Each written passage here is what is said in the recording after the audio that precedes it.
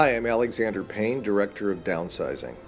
So we're about halfway through the movie here, and Matt Damon plays a guy named Paul Safronic, a good-hearted guy from Omaha who's now 5 inches tall and living in a community of 5-inch tall people.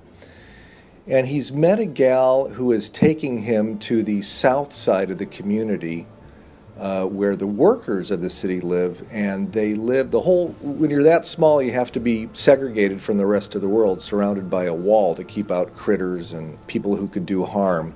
And now he's about to be reawakened in this image of going through a dark tunnel into the wall and out into the light, kind of symbolizing birth or death. And his eyes are about to be opened to a side of this community he had no idea existed.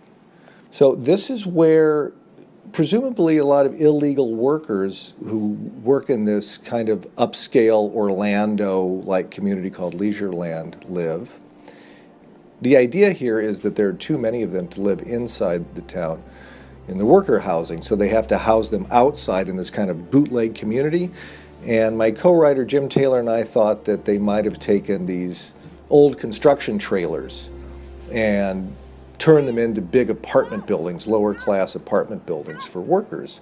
Our idea was that big people would have gone into these things with huge sheets of plywood and just created these little apartments for people. And here we go inside.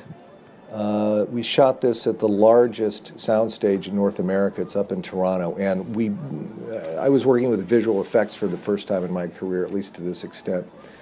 And this apartment building of sorts we built up to level 3, and everything from level 3 on up, including the ceiling, is done digitally, although we had to shoot all of those extras on all of the levels individually because we wanted to have a great sense of reality.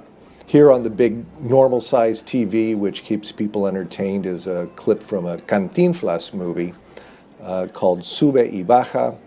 It means go up, go down. I thought the title was related to the film. And you can see that there's a whole life inside of every one of these trailers. They have their own grocery stores, their own nail salons, hair salons. If you look at the walls, that was the grain of plywood as a 5-inch tall person would see it, was very painstakingly constructed by the art department crew. And once this woman leads him into her apartment, the movie takes a dramatically different turn.